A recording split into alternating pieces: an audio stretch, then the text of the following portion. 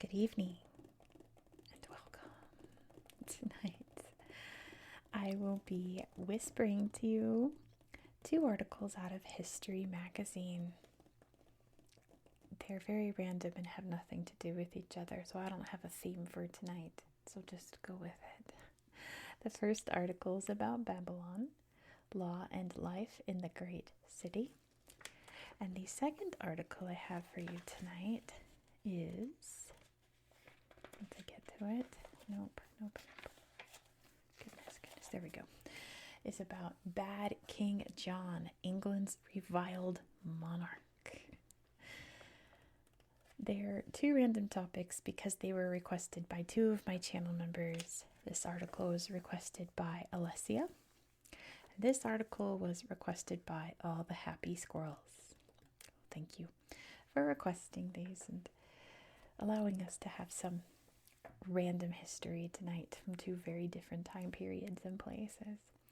And if you watching this would like to request a history magazine article, you can click the join button right down there or the very first link in the description box. My channel membership is only 99 cents a month, and you get lots of other good little perks with it, including exclusive videos where you guys get to pick the topics. You get your name in every video, you get every video early, among other things. And also, I should be expecting a new issue of History magazine in about a week or so. So now is the time to join if you want in on picking articles. So with that being said, let's get right into it. Starting off with Babylon. Let's read about Babylon.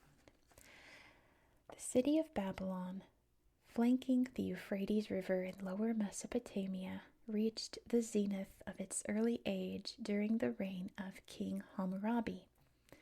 Under his rule, the capital of the Babylonian Empire was consolidated as a cosmopolitan hub, attracting migrants from across the region. The empire as a whole had been gaining power and prestige during the old Babylonian Empire, but Hammurabi went on to take over large swaths of territory in Mesopotamia, conquering far-flung cities such as Ur, Eshnunna, Assur, Nineveh, and Tutul. As Hammurabi's reach extended, much of the kingdom flourished, culturally, economically, socially, and in religion, especially in the capital, Babylon. Daily life, family, and divorce.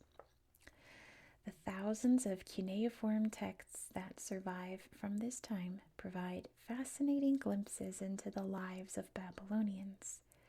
They record the exploits of kings, military clashes, diplomatic embassies, and legal codes. They also offer tantalizing insights into the everyday lives of the people of Mesopotamia, their regular chores, what worried them, how they thought about family, and what they bought and sold. These surprisingly detailed documents, many in the form of clay tablets, show that almost 4,000 years ago, Babylonian society was not so different from our own. The family was the center point around which the whole community was structured.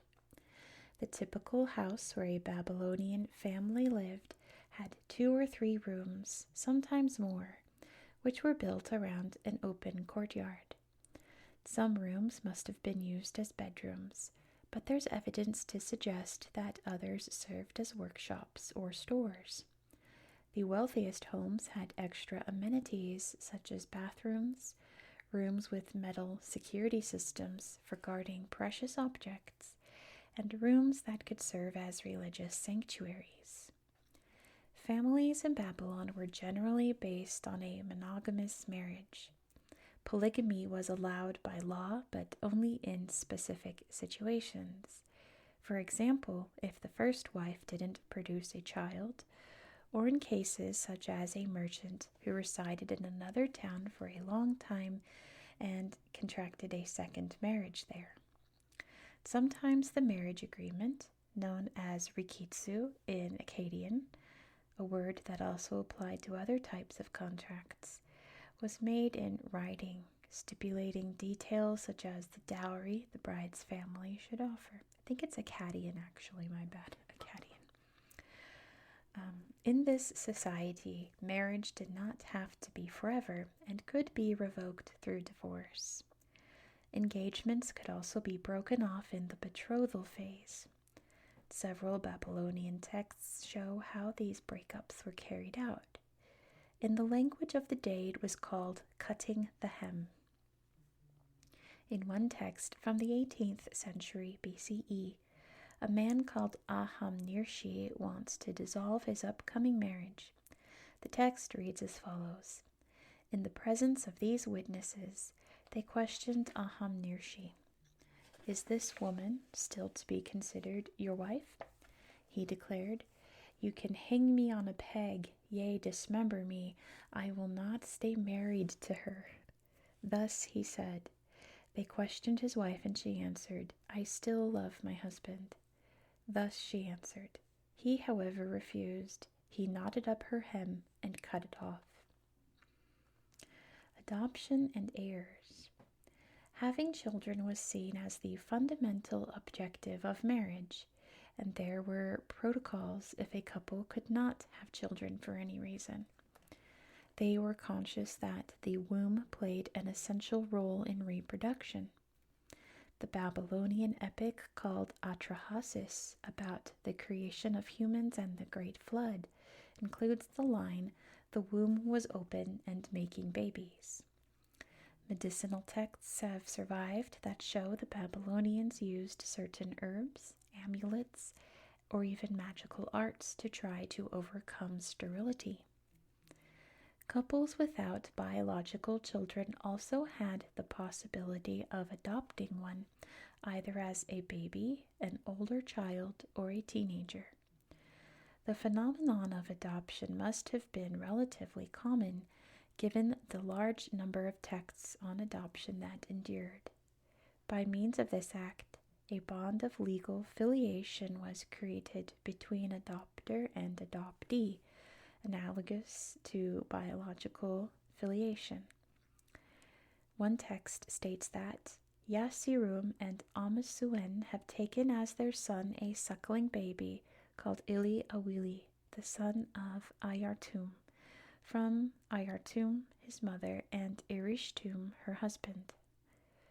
There are many reasons to carry out an adoption: to obtain an heir or an apprentice, or a person to take care of the adoptive parents in old age. Having someone to take care of funeral rites was another reason for couples to adopt. As for the adoptee, they might gain by inheriting an estate, learning a trade, or, in the case of young children, being raised from infancy. Adoptions in which a child became an apprentice to their adoptive father is attested to in numerous documents. For example, a tablet dating to the 15th century BCE, found in Nuzi, a city in northern Mesopotamia, reads, Huitila, son of Wartea, has given his son Nania in adoption to Tirwia, servant of Enamati.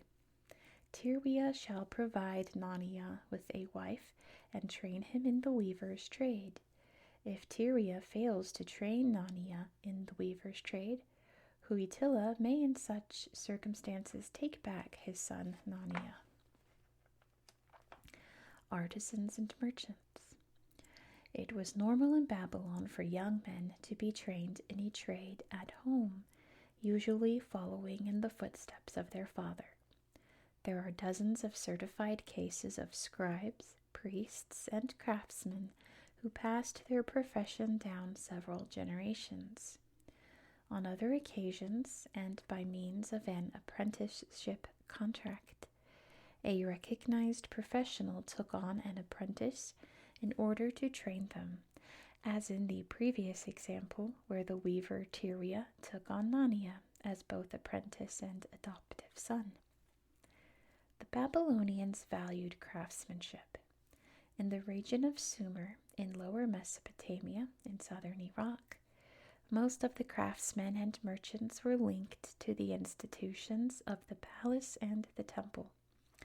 By contrast, in King Hammurabi's Babylon, there's evidence of many of these individuals working privately. Archaeologists have retrieved thousands of clay tablets that record deliveries, usually of barley, being made to specific individuals and often indicating their profession. For example, the tablets mention gardeners, blacksmiths, bakers, and builders. Many people, generally women, children, and enslaved people, worked in trades related to the textile industry, such as weaving, carding, which is disentangling and preparing fibers, or fulling, which is cleansing and increasing a woman's cloth thickness. The goods they produced were sold throughout Mesopotamia by merchants following well-established trading routes. Improved infrastructure and irrigation, trade, and later military expansion all contributed to providing the empire with wealth. Courts and judges. The strength of Babylonian society came from numerous aspects, including its centralized government, diplomacy, and laws. The Code of Hammurabi, 282 laws spread throughout the empire, established a legal system, social order, economic rules, laws for women, punishments, and more. There was no shortage of occasions to resort to justice. These could be disputes over property, inheritance conflicts, theft, or divorce. Judges were respected for their in-depth knowledge of the legal codes and of the appropriate punishments for breaking those codes. Several judges could be present at a trial. In fact, the more judges there were, the greater the sense of legitimacy for the parties involved. All trials were conducted pro se, with the litigants representing themselves. Professional lawyers didn't exist in Babylonia. Lawsuits over serious cases were dealt with by judges linked to the monarchy. A document from the 18th century BCE records how 3 people who sued a woman named Sumulailu over the ownership of a house and orchards had their case heard by the king himself. They came before the king for litigation. The king judged the case of the woman Sumulailu. Henceforth, whoever shall bring a lawsuit shall pay 200 shekels of silver. Lovers of leisure. Entertainment would have been a fundamental part of daily life for ancient Babylonians. There's evidence that they played instruments, such as the flute, and practiced dance. In addition to musicians and dancers, there were other professional entertainers, including singers, snake charmers, acrobats, and bear handlers. They played games, too, one of the most popular being dice, for which they used the cube-shaped ankle bones of animals. These dice could also be used to predict the future when thrown on clay tablets marked with signs of the zodiac. The Babylonians took part in religious festivals and processions, including the Akitu, or New Year's festival, which held great importance. This festival celebrated Marduk, primary deity of the Babylonian pantheon, and commemorated his victory over the goddess Tiamat. The Akitu was a moment to unite heaven and earth, rich and poor, gods and ordinary people. This societal foundation laid in the old empire paved the way for Babylon to become a jewel of the ancient world. Let's see, that's the end of that. Okay, let's look at all the pictures now. It says Relaxing in Babylon. What a nice painting this is. I wonder if you can hear my cat snoring and making noises in their sleep. They're so cute. Anyway. A wealthy Babylonian family in the garden of their mansion as depicted in a 20th century illustration. It says New Year's praise for Marduk. Babylon's New Year's festival, Akitu, had its roots in an ancient ritual from the 3rd millennium BCE related to barley. It took place around March and April.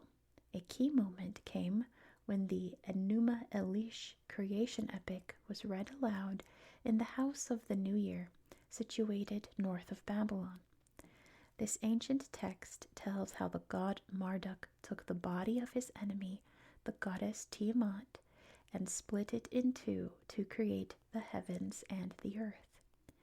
A statue of Nabu, son of the supreme god Marduk, was brought from the nearby city of Borsippa.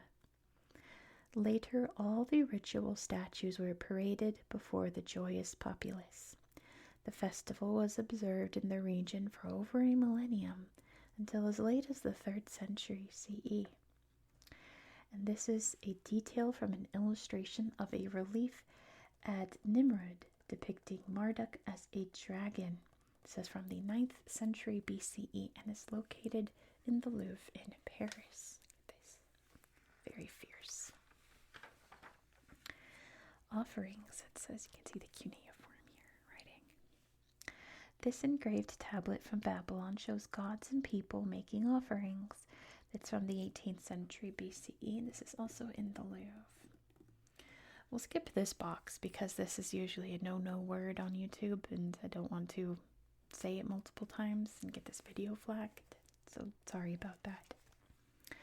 This is a street in ancient Babylon reimagined in a late 20th century painting by, I cannot pronounce that name. I think it's Italian though because this is in Florence.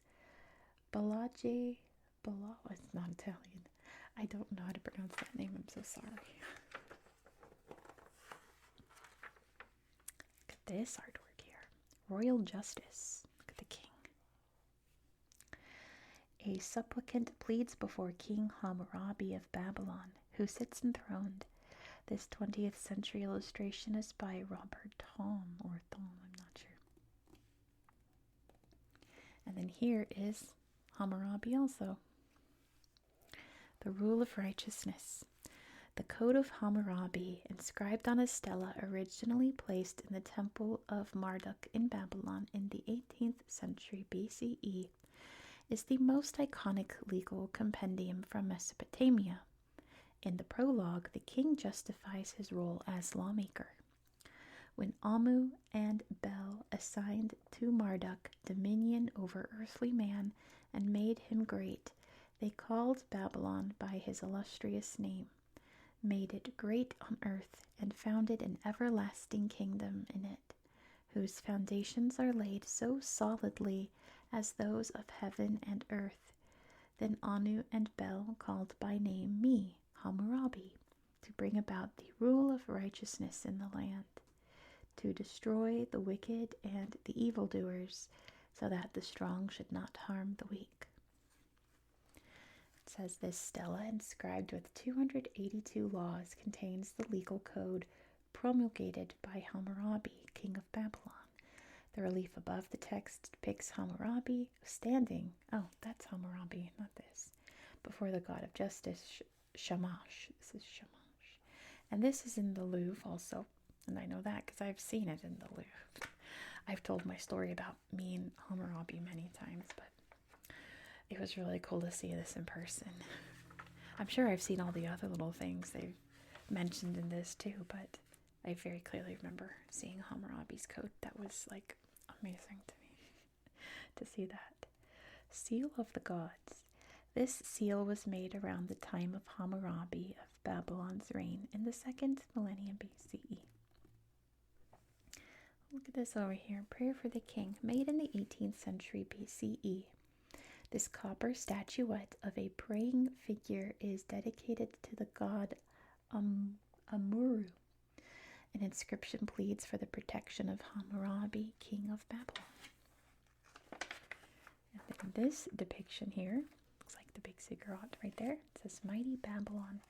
This rendering of Babylon is dominated by the Entemenanki ziggurat, as it would have looked during the 6th century BCE.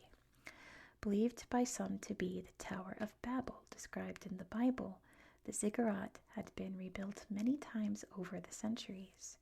The original structure was first built in the 18th century BCE during the time of King Hammurabi, who laid the foundation of Babylon's future greatness. There's the river going by.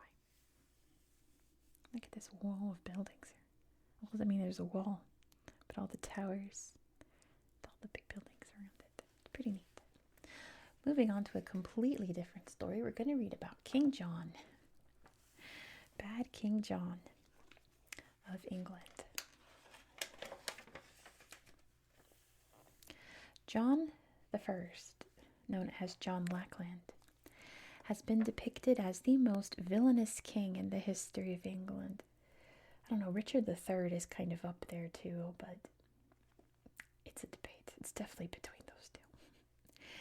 In accounts of his reign, the monastic chroniclers emphasize John's score-settling, even sadistic temper and his blatant contempt for the church.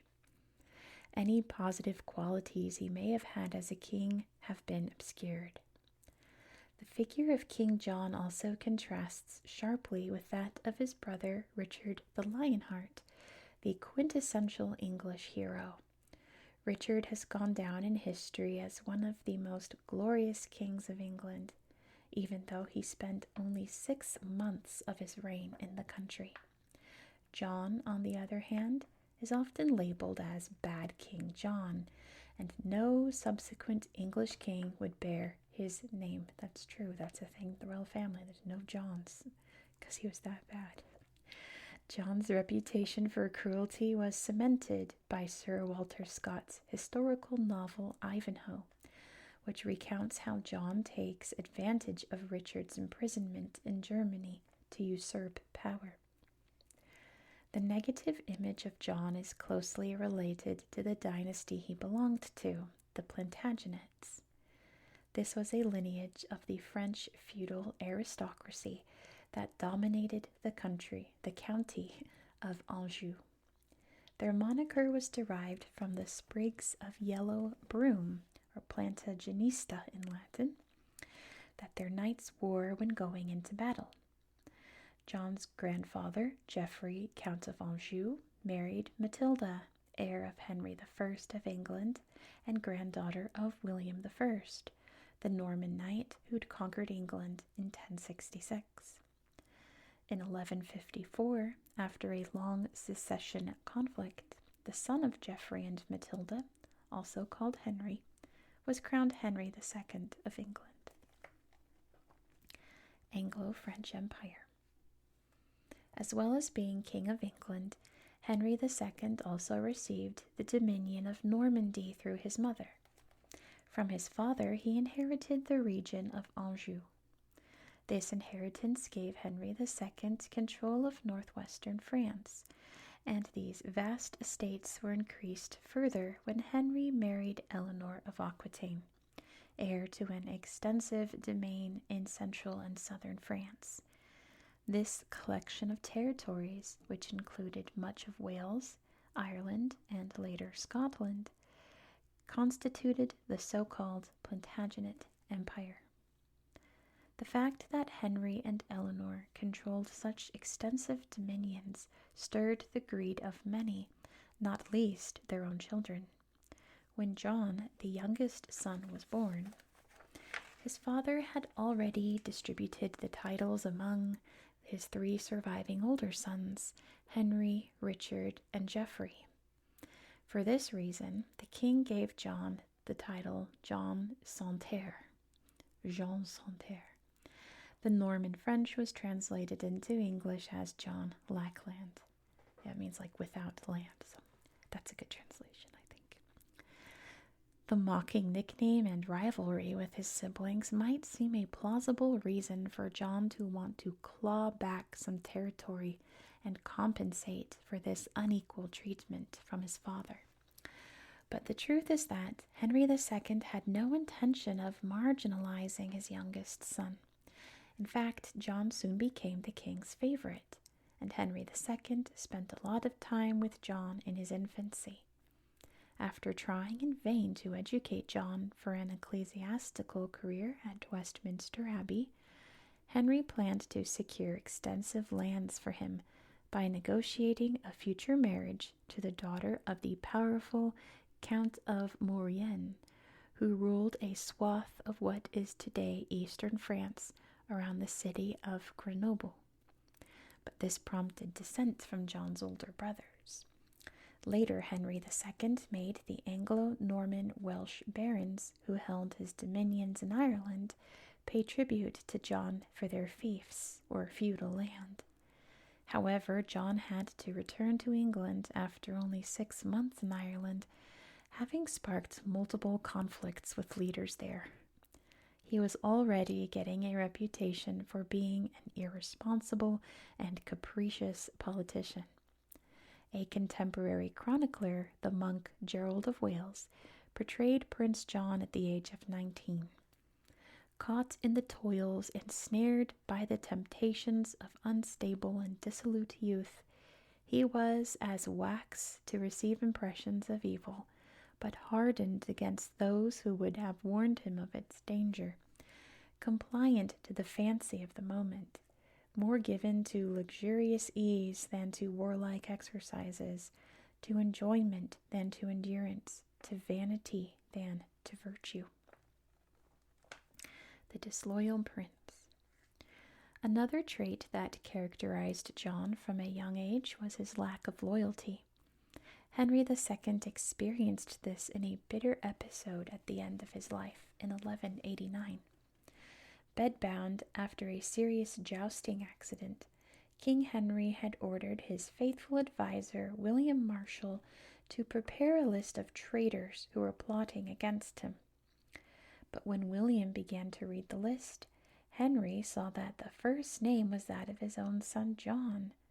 The king told him, "You have said enough," and died 3 days later.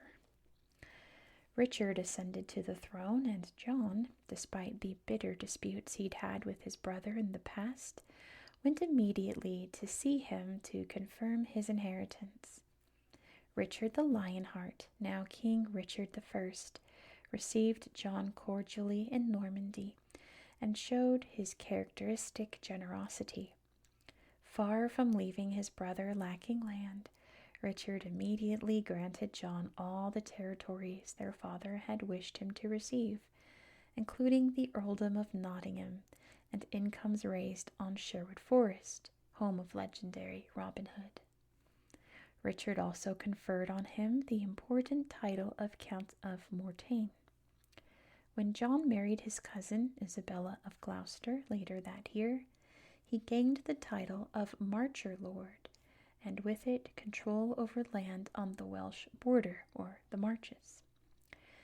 To this was added the Lordship of Ireland, inherited from his father.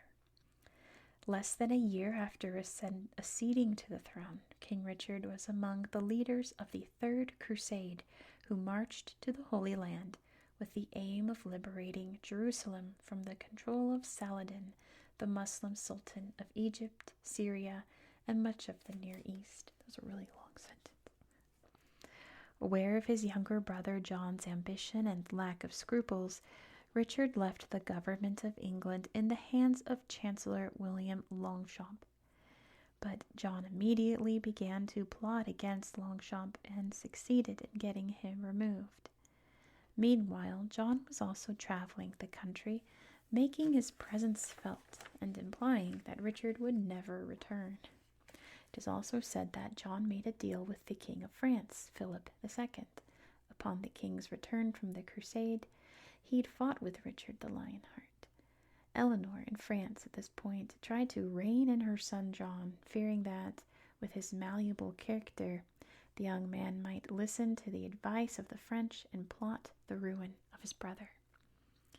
Richard left the Holy Land after negotiating a treaty that recognized Muslim control over Jerusalem, yet allowed Christian pilgrimage. Later, when passing through Vienna, he was captured by the Austrian Duke Leopold V, whom Richard had offended during the Crusades.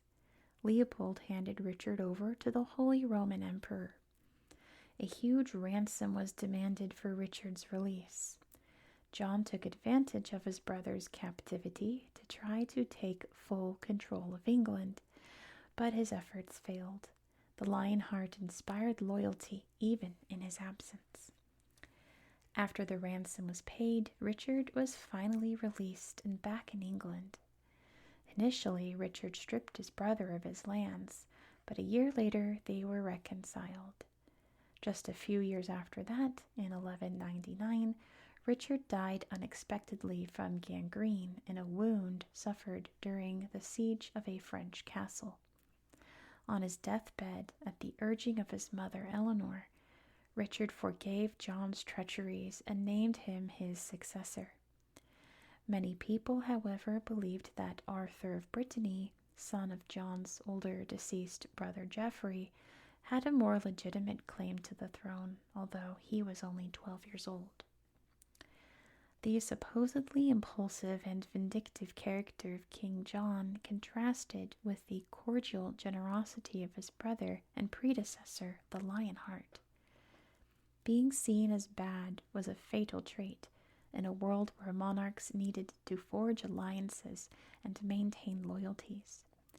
As soon as John acceded to the throne, he annulled his marriage to Isabella of Gloucester, with whom he had no children, in order to marry Isabella of Angoulême, in a sudden decision that was sometimes been presented as the result of an infatuation for a 12-year-old girl. Yikes. In reality, the match was a political calculation. Isabella brought with her rights and allies in the territories of Angoulême. Above all, by marrying Isabella, John prevented her marriage to Hugh IX de Lusignan, a match that had already been arranged and would have brought Lusignan enormous power in the west of France. The Lusignans protested to their liege lord, the King of France, who summoned John, his vassal in the French territories, to settle the dispute. But John ignored the summons, refusing to recognize Philip II as his superior. So Philip, exercising his feudal power, condemned John as a traitor, stripping him of his territories in France and giving them to John's nephew, Arthur of Brittany.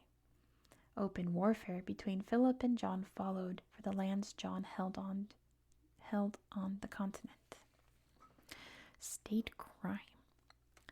Despite the nickname Soft Sword, John demonstrated real military prowess in this conflict.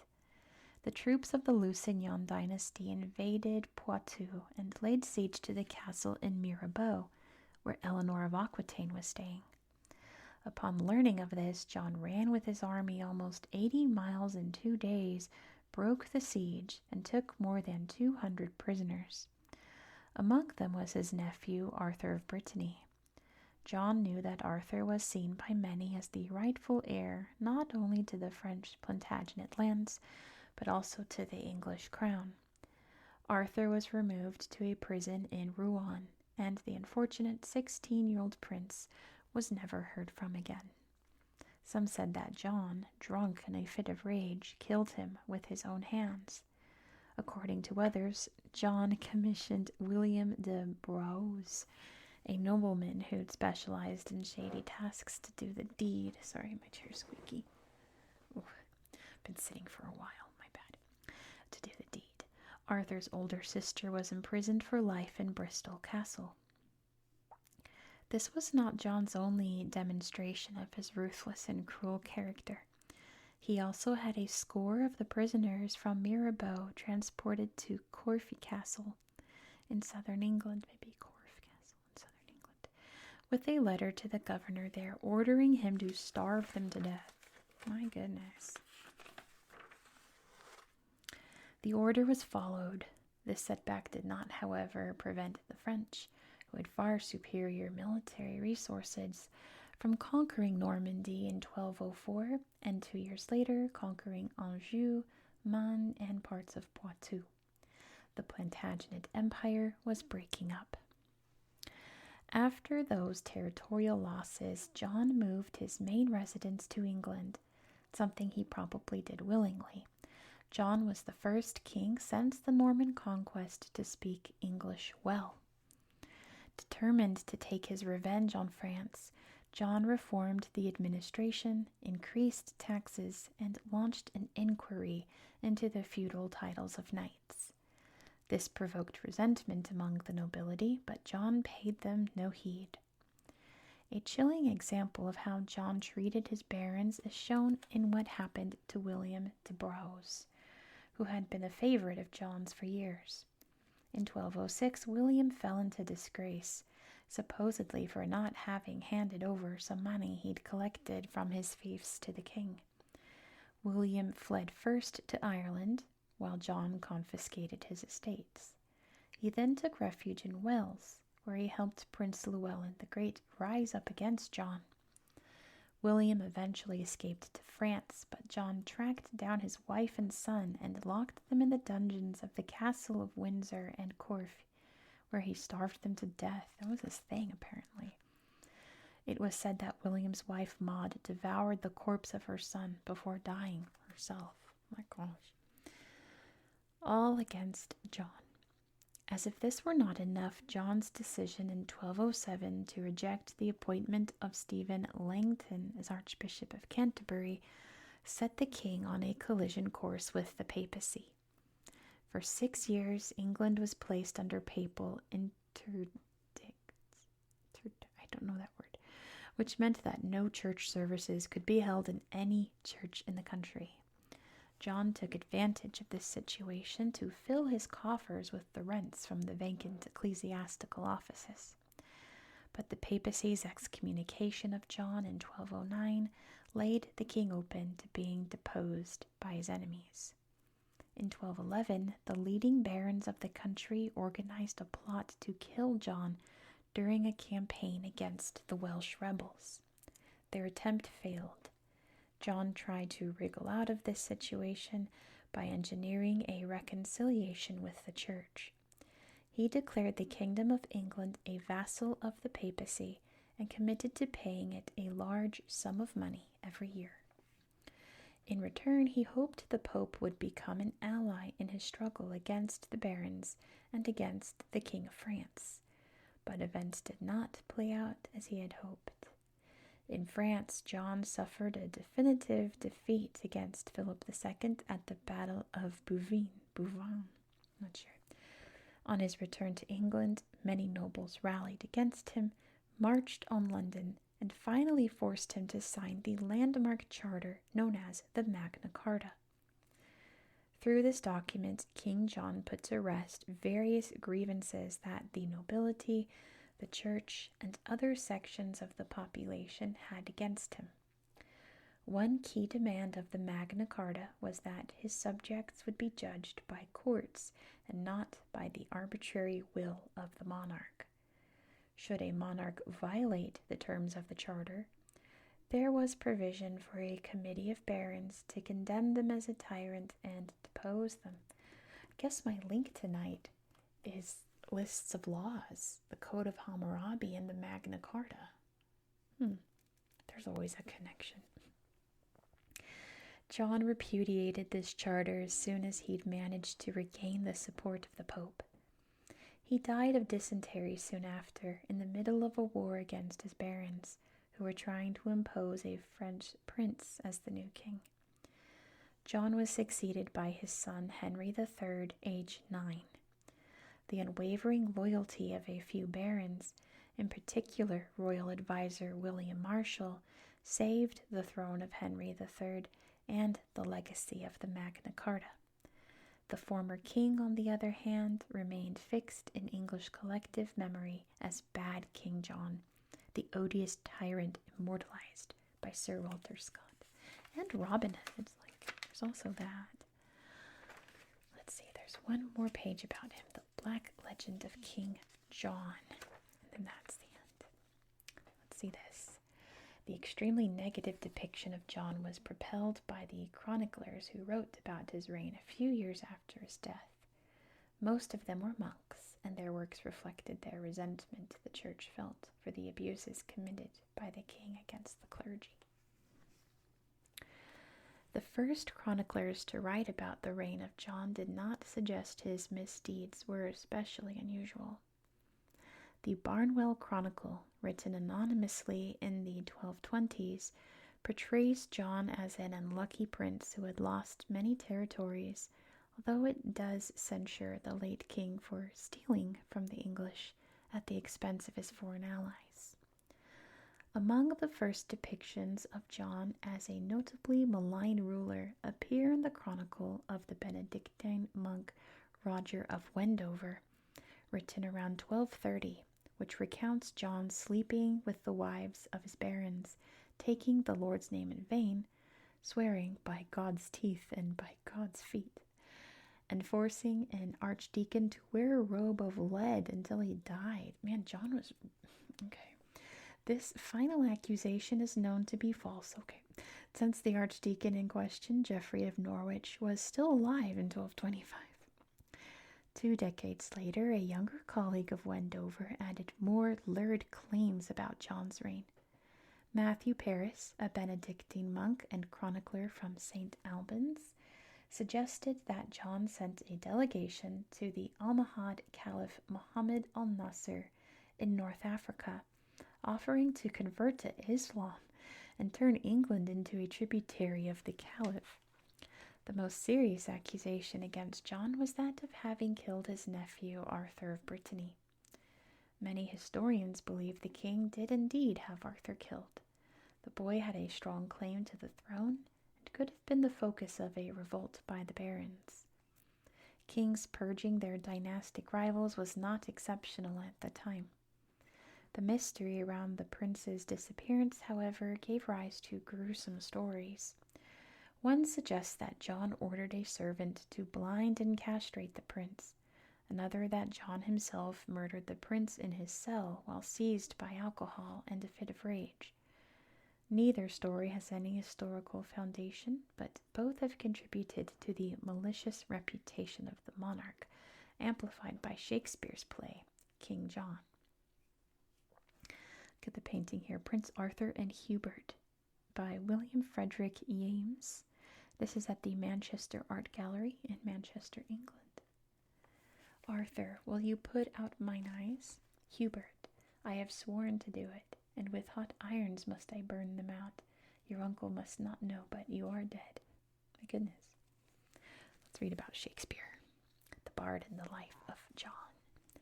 In the play King John, composed around 1595, William Shakespeare takes up the rumor of the murder of Prince Arthur, modifying it to change John's role. In the play, John entrusts Hubert, a citizen of Angers, today in France, with the secret mission of killing Arthur by gouging out his eyes. But moved by the boy's innocence, Hubert spares Arthur's life while lying to the king that he has carried out the order. The news of Arthur's death provokes general indignation, and John decides to accuse Hubert of the murder. Hubert then reveals that he did not kill Arthur, but in the meantime, the boy dies while trying to escape by jumping over the castle wall. Upon seeing the corpse, many believe the king is guilty. There's a very famous portrait of Shakespeare here. It's located in the National Portrait Gallery in London. Look at this statue. This bronze statue in the chapter house of Salisbury Cathedral depicts King John signing the Magna Carta and the Archbishop is witness. The Magna Carta, here it is, upholding the law of the land. This is the 2015 version in the British Library. The Magna Carta is a mixture of a peace treaty between the king and his barons and a charter of rights. Its clauses reflect the role of the clergy in its drafting. Sorry, it's really hard to read. I'm going to move this up a bit. The first clause, for example, guarantees freedom to the church. Other clauses respond to the concerns of the barons, such as Clause 39, which establishes the obligation for every free man to be judged by the lawful judgment of his peers or by the law of the land, and not by the sole will of the king. The most radical was Clause 61, in which the king agreed to accept a committee of 25 barons dedicated to guaranteeing the peace and liberties granted and confirmed to them by this charter. If the king or his officers offend in any respect against the man, or transgress any of the articles of the peace or of this security, these 25 barons have permission to distrain upon and assail us the king by seizing our castles, lands, possessions. Soon after its signing, the Magna Carta was annulled by Pope Innocent III, but its ideas were returned to again and again, and they became gradually enshrined in English law. Let's see. Archbishop Stephen Langton holds the Magna Carta in a stained glass window in Canterbury Cathedral. Here is Runnymede, the symbolic meadow, the birthplace of modern democracy. Near where King John reluctantly placed his royal seal on the Magna Carta in 1215, the monument indicates where the event took place, in the meadow that is called Runnymede, between Windsor and and Staines? I've never heard of that. Today, on the outskirts of western London, the spot has acquired enormous significance as the birthplace of modern democracy. Even in 1215, Runnymede was charged with symbolism. Situated near a major crossing of the Thames River, its name is derived from Old English, meaning meadow of the meeting. It was the site of open-air councils held by the Anglo-Saxon kings from the 7th century. The later significance of the Magna Carta to the constitutions and legal system of the United States prompted the American Bar Association to erect a memorial at Runnymede in 1957. North American ties to the site were further strengthened in 1965, when Queen Elizabeth II established a memorial to John F. Kennedy. It stands on an acre of ground formerly bequeathed to his nation, making this most English meadow a part of the United States. Oh, look at that. Memorial to John F. Kennedy there. And then here's the monument here. It says the American Bar Association's monument to the Magna Carta in Runnymede, England, was inaugurated in 1957. It features a Roman-style domed roof. British and American lawyers attended the ceremony, reflecting the importance of the 1215 Charter in the legal system of both nations. So, British viewers, let me know, is it Corfy or Corf or Corfa? I don't know. I've never heard of it. I mean, I think I've heard of it. I've just never heard the name said out loud before. It says this fortress was built by William I shortly after his forces arrived from Normandy and conquered England in 1066. John used it as a prison for his political enemies. Over here it says enemy in the east. While Richard was fighting in the Third Crusade against Saladin, John was conspiring against him. This dirham of Saladin was minted circa 1184, and it's in the British Museum in London. Okay, that's a random thing right there. Playground of Plantagenet Kings. I'm going to move this down again. Hunting had long been the sport of the Anglo-Saxon kings of England. The Norman conquest in 1066, however, brought important changes to the way land was used for hunting. Prior to 1066, English kings hunted in open countryside, but the Normans brought with them a new idea, the forest. Although in modern English, forest means an extensive woodland, the Latin roots of the word are related to legal ideas of land set aside for royal use. Royal forests were subject to strict rules about who could and who could not use their resources, leading to discontentment among both nobles and common people. King John certainly made use of the royal forests established by his predecessors, as depicted in this 14th century miniature held in the British Library. It shows the crowned king on horseback with hounds in pursuit. An official in the court of King Henry II described the importance of the forest to the monarch, setting aside the turmoil of serious matters intrinsic to the court. They breathe fresh air freely for a little while, and that is why people who violate the forest are punished solely at the king's will. Oh, goodness. Plantagenet Royal Pantheon. The tombs of Henry II and his wife Eleanor of Aquitaine lie in front of those of their son Richard I and John's second wife Isabella of Angoulême in the Royal Abbey of Fontevraud-Chinon in central France. Over here is another coin. Oh no, it's a seal. The seal of John's father, Henry II, the first of the Plantagenet dynasty. Plantagenet means blossom of the broom plant, a symbol associated with Henry's father, Geoffrey of Anjou. I guess that's, I don't know, Henry II. So I guess that's Henry II then. A tangled French connection, the Angevin Empire. A century before John's birth, William the Conqueror's invasion of England in 1066 bound English politics and culture to France. For John, like his brother Richard I and his father Henry II, the dominions they held in France were more significant than those in the British Isles. As Plantagenets, their dynasty was rooted both in the Norman heartland of their ancestors and the county of Anjou just to the south. The term that historians later used to describe this composite site, the Angevin Empire, is taken from the name of the capital of Anjou, the city of Angers. I see, that's how you say it, Angers. The empire, however, was built on shaky foundations. The Angevin territories were vulnerable to rivals to the east, specifically Philip II, the self-styled King of France, and the feudal ruler to whom the Plantagenets were officially subordinate. In 1202, Philip II exercised his power to remove the lands of Brittany, Anjou, Touraine, and Poitou from John as punishment for not responding to a summons to appear before the French court in a land dispute.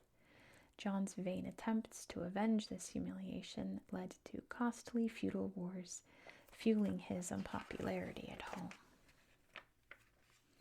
Here's the Tower of London. It says the White Tower of the Tower of London was built roughly a century before John's birth. It was a potent symbol of royal power following the Norman invasion of England in 1066.